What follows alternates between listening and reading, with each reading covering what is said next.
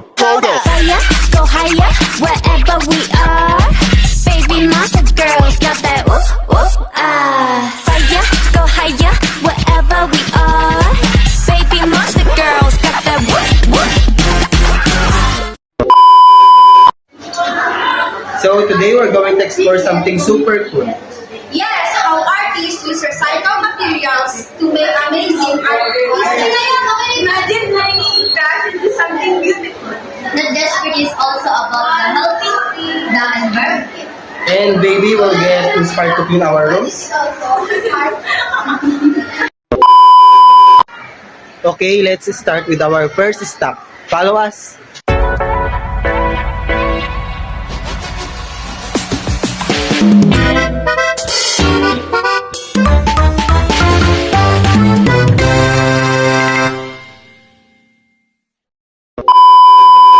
Look around. It's raining.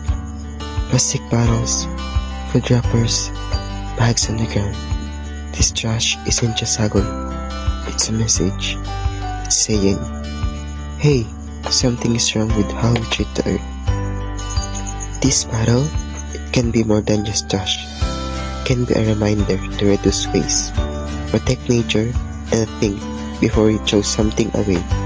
Waste can speak, but we decide what it says.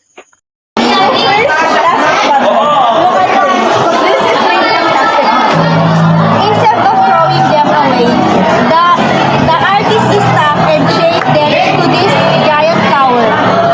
Oh, did you use to make up instead of eating them? Did you know plastic can stay earth for more than 400 years? Imagine that. So next time you finish your soda, don't throw the bottle and make a giant tower instead. It's like saying waste can still bloom into something beautiful.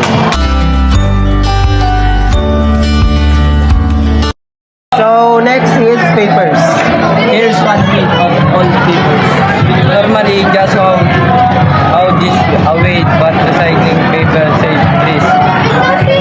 And trees give us fresh air. So yeah, paper art is kind of hero. So true, this show up give old news.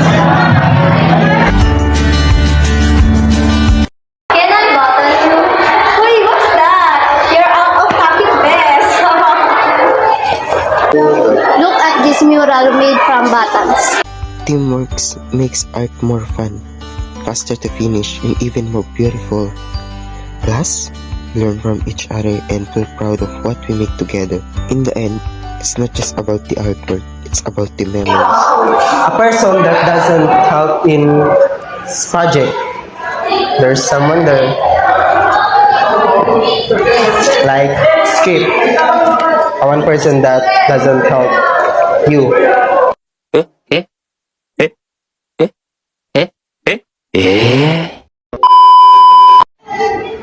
So guys, what did we learn from the artwork that we present?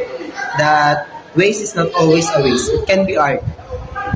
Simple trust can be careful if you want creativity and can share powerful message about the environment. But seriously, this artwork shows us saving the planet starts with small actions. Recycle, reuse, and be creative. And remember, art is not just for beauty, it's also for awareness. Art as can send message about About protesting the planet. So, plastic bottles remind us to reduce waste. Papers remind us to save trees. And buttons shows the power of small things working together. Basically, don't throw your junk, just turn into homework. Right?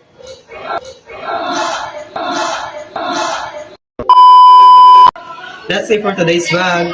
Thanks for joining us. Hope you enjoy exploring recycled art with us. Remember guys, reuse, recycle.